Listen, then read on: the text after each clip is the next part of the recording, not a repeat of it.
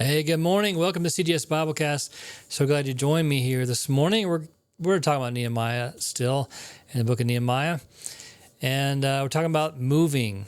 So moving always is a big adventure. You never know what you're going to run into, and it's just a lot of work. In the movies, it seems so bold and adventurous to see pioneers set out into the unknown.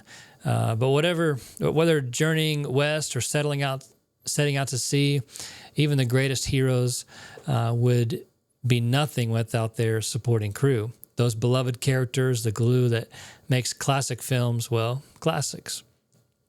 As Jerusalem was being rebuilt, the crew, the nameless ones that were crucial to getting the work done, carried on as a new challenge emerged. The city needed to be repopulated. Therefore, in addition to those who were willing to volunteer to move, lots were cast to compel people to move into Jerusalem with a 1 in 10 chance of being selected. Let's read it here. The leaders of the people were living in Jerusalem, the holy city. 1/10 of the people from the other towns of Judah and Benjamin were chosen by sacred lots to live there too, while the rest stayed where they were. And the people commended everyone who volunteered to resettle in Jerusalem. It was considered to be brave, and they were commended as they left. So that's what's going on here. And as we see in the passage, a theme emerges that the people responded obediently, regardless of their role. The leaders led, the volunteers let go of comfort and things that they were comfortable with, things that they were familiar with, to rebuild the city. And even those selected by chance submitted to God's authority and his chosen chain of command.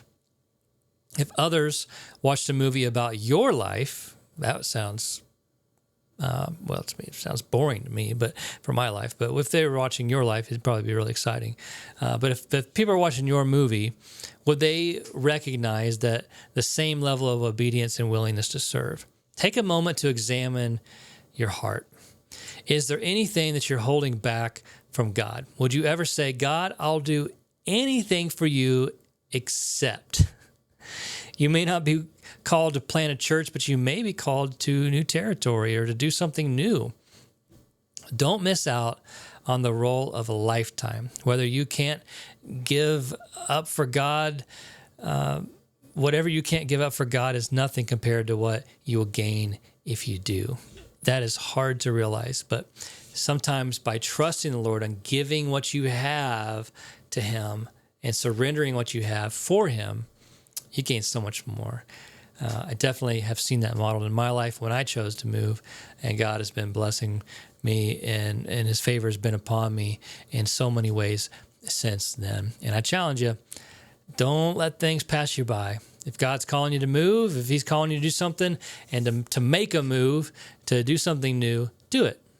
Even if it requires letting go of something else. Something better is going to come along. Have a wonderful day. Hope it's challenged you, encourage you, and I'll see you next time.